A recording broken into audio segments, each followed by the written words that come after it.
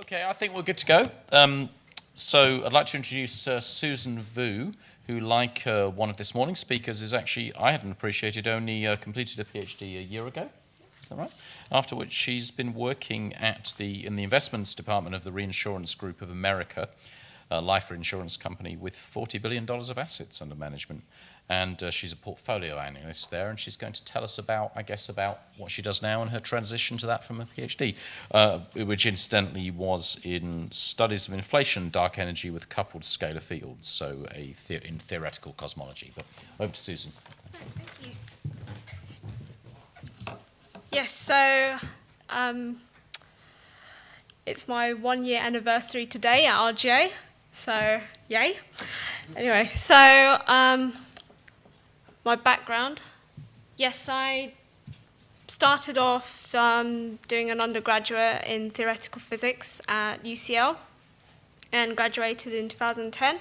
In fact, this morning, I believe Professor John Butterworth was speaking. He actually taught me a maths module in about 2006 time. And so during my master's, I realized I really wanted to do cosmology. In my third year, I realized I really enjoyed it, wanted to do the whole hog, go through academia. So I decided what would be best. Okay, do a PhD. So I applied for a PhD, and I did one at the School of Mathematics and Statistics up in Sheffield with Professor Vanderbroek.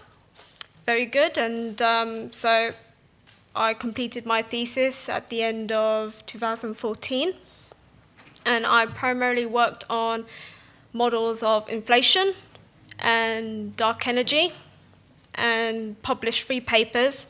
All were peer-reviewed, all in Physical Review Letters and Physical Review D, and so these three papers led to my thesis. But during my PhD, I realized that I didn't want to continue this anymore. I didn't want to go down the academic route.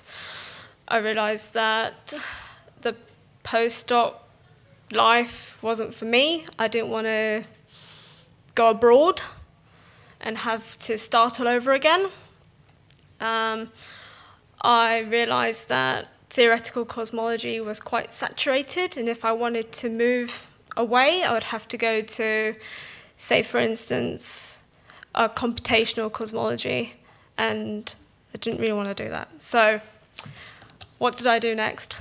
Okay, so this was during my second year, and I realized, okay, we've got to start thinking now. So I went to several careers fairs at the university to research what else is out there.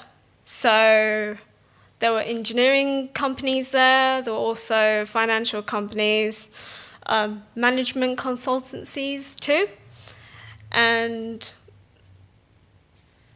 that was fine. I realized that I wanted to go into financial services, and it was only through networking at these fairs that I realized that this is what I wanted to do, finance.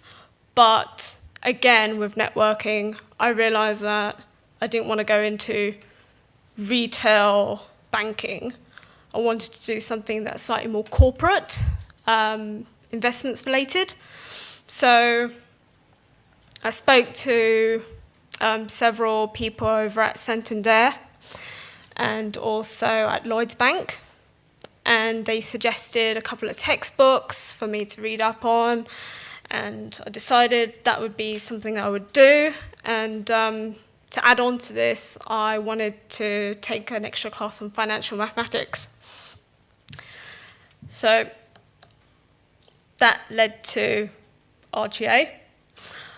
So during 2015, I started applying for jobs, and it was interesting because, like the talks given previously, making sure that your CV is up to date, making sure that you highlight buzzwords, keeping it to 2 pages, because anything beyond that nobody would care about. And these interview processes, got good at interviews, and went to RGA, and they offered me a job as a portfolio analyst. So what is RGA? So RGA is the Reinsurance Group of America, Incorporated. We're a global life reinsurance company. So what is life reinsurance? Reinsurance is basically insuring other blocks of business that insurance companies have. So, for instance, RGA would insure reinsurance blocks from companies like Legal and General or Aviva. And headquarters are based over in Chesterfield in Missouri, so slightly on the outskirts of St. Louis. It's a very nice place. I went over there in April, very hot. And they have really interesting things like frozen custard, which they're very proud about, but it's essentially just ice cream. So with RGA, we serve clients in 26 countries, including the UK, South Korea, Singapore, and Canada. And the services that we offer in the market include individual life reinsurance. So this is the example with L&G. L&G sell life insurance to people. Say if you're going to take out a mortgage, you would need life insurance in order to take out this mortgage. So L&G would provide that for you. We reinsure that business. Also, RGA provide underwriting expertise through a product called Aura. So Aura is a piece of software which will allow clients to price business based on several underwriting rules like disease, sports injuries, what else do we have? Age is typical. And most importantly for RGA investments, RGA looks at financial solutions. So financial solutions would be to improve the capital on other businesses. So taking blocks of business from other companies and putting it onto our balance sheet. And this could be done through tax solutions and could be done through taking full risk on other blocks of business which require a significant amount of investment. So this naturally leads on to RGA investments. So we have 45 billion US dollars worth of assets under management as of the end of June. And we primarily invest in fixed income assets. For instance, government bonds, corporate bonds, including investment grade and high yield. And our key strategy is to manage these assets for in-force businesses and to support the future growth of RGA. And we have about 100 people in the investments team at the moment. And these are spread, and we are spread across 4 core areas, including portfolio management, which is very front office. We have credit research and trading. So credit research would be the analysts that would look into different companies, work out if they are worth investing in, and also they would research the bonds that are out there in the market at the moment. And trading is naturally trading corporate bonds or whatever.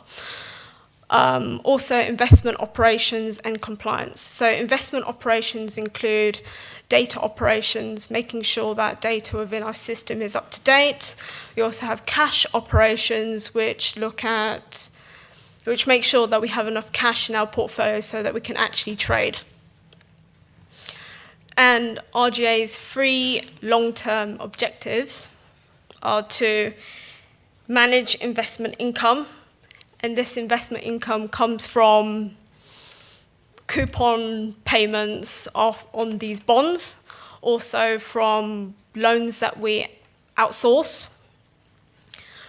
Also, any acquisitions that we have from other business sectors.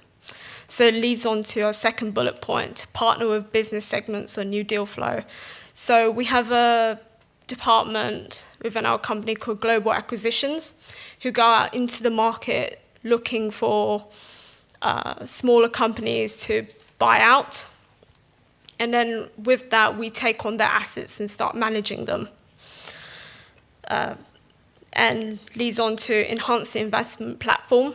So currently at the moment with RJ, we invest in corporate bonds across the US, Europe, UK, South Africa.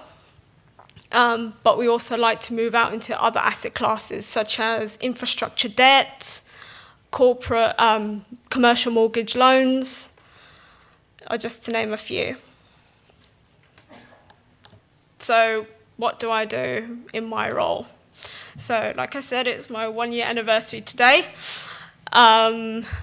It's been so far a really good year. I've learned so much from being at RGA. When I started out as a PhD student, I would have been looking at papers. I would have sat at my desk and start coding things up, looking at equations, and essentially just having this bubble around me. And having gone into industry, see that I'm constantly on the telephone, which is really strange, constantly emailing, always at meetings, having to deal with time zones continuously. But it's been really dynamic. Wouldn't change it. So in the London team, we're still new. I'm the latest addition to the team. Currently, we have 4 people in our group. We have 3 people in portfolio management. So we have the head of EMEA portfolio management, a portfolio manager who's also a trader, and myself, and 1 senior credit analyst who looks at financial institutions, including banking and insurance companies. And out of the London team, we manage about $5 billion across different currencies, including US dollars, sterling, pound sterling, euros, some South African rand, and Singaporean dollars. Yes, and in my role, what I do is to provide analytics on our portfolios, and I believe today we have about 28 portfolios that we run. Each of them have their own characteristics, and characteristics meaning the credit rating distribution. We also have sector distribution. Do we want to be overweight in, say, industrials? Do we want to be overweight in utility companies? So with that analysis, I would also recommend trading ideas to say pull out of financial names and invest more in, say, consumer non-cyclicals such as restaurants or cigarettes, which is a sin. And with that, I also provide reporting to senior management across our various legal entities. So currently I provide reporting to our Barbados board, our Ireland board, our European board, the whole of EMEA region. Also, I provide reports to our CEO, so the person right at the top of the company, and the Chief Investment Officer. So my reports do go very far away. And with this, with management of our portfolios, I need to ensure that compliance is maintained, because you don't want to violate any of the rules that have been set by our clients, right? So skills that I need for this job that I've taken from my PhD: time management. Also, I've had to manage a lot of people's expectations. Because I'm in front office, it's a very fast-paced role and constantly demanding a lot of backup from my team over in St. Louis. And adaptability, because 1 minute you could be on the phone trading a bond, and then the next minute going into a client meeting so we can set up a line so we could trade with them, for example. Also, significant amount of data analysis is involved because of the 27, 28 portfolios that we have managed. Significant amount of reporting, which can be summed up through writing papers and all of this, researching in order to write your papers, and a significant amount of networking. So, advice that I would give is, if you are thinking about moving away from academia, it would be to attend a careers fairs, just so you could broaden your knowledge of what's out there, like I did, to network, so you could actually delve deeper into what you actually want to do. Like for me, I didn't want to go into retail banking, so what did I have to do? I had to start reading up books. I wanted to initially be a quantitative analyst, but I realized that was significantly more middle back office, and which is what I didn't want to do. But my role still carries a significant amount of quantitative analysis anyway. If you wanted, in particular, if you wanted to go to finance, make sure you keep up to date with current affairs. So this is both economics. So yesterday we had UK Consumer Price Index release. So keep up to date with that. It's 1% at the moment. And the reason for the 1% was due to clothing. Also political news. So we just had the announcement that we will go through Brexit. This spooked the markets, and we need to be on top of that. Also, we have the US elections coming up on the 8th of November, and everyone is nervous about Trump and Hillary. So we need to keep on top of this as well. Next year, we also have the French and German elections, which will start to play into the market soon. And also, just before interview, make sure you know about your company, because you don't want to go in there and not know what anyone is talking about or what you're talking about. So this includes type of business. Are you going to interview at a B2B company, so business to business? Is it a business to consumer company? Because the mindset would be different. You want to research the philosophy of the company. So for instance, RGA is quite a conservative company. We don't invest in any equity, because equity is quite a risky asset. Like I said, only in fixed income. And you want to research the market. So, for instance, RGA is a reinsurance company. You want to look at its competitors. So this would mean Swiss Re or Munich Re. You want to see what they would provide reinsurance upon. Also, it'd be good to research on the regulatory requirements at the moment required in the industry. So in insurance, we have Solvency II coming out, although it's already out, and making sure you know the 3 pillars. But most importantly, when you go into an interview, make sure that you smile, because people like a friendly face. They want to make sure that you're approachable. And yes. Thank you.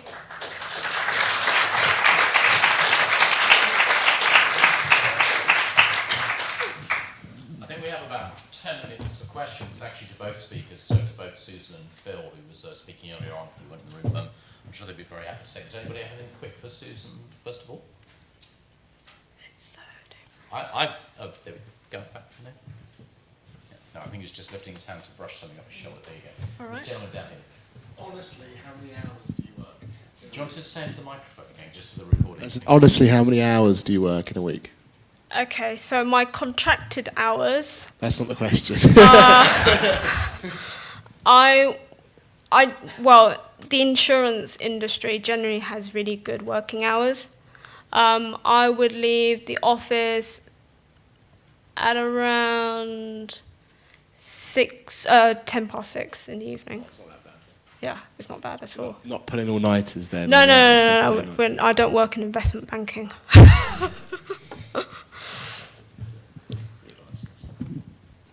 You said that you decided that you wanted to go into that sector specifically. What about that sector was it that drew you to it? Okay, so I didn't want to go into retail banking because it's too consumer based. I decided investments or asset management because we're on the buy side. The hours are better. Also, the culture generally is a lot more friendly. People tend to support each other. I find that at investment banking shops that it's quite aggressive, shall we say. So I think for me, investments or asset management. Great. Okay. Shall we? Actually, I'll take that one, and then we should perhaps bring both of you to the table. So just a question to ask you as a physicist who transitioned into the world of finance. How was it to kind of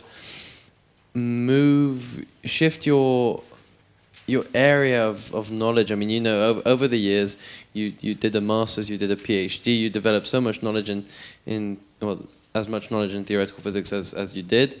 To shift over to start reading into a new topic, how much time did it take for you to feel like you knew, well, not that you knew enough, but that you felt confident to apply for these jobs or to move into that area? Okay, so I probably studied for about a year and a half in the evenings with my PhD. I swatted up quite a bit, and also it helped that I went to these interviews and I was constantly being tested on the same material. So, yeah. So about, say, a year of like maybe an hour a night. That's some commitment. So, okay. Well, thank you again, Susan. Perhaps if you both want to come up and join me here, and we'll see if we've got any more questions.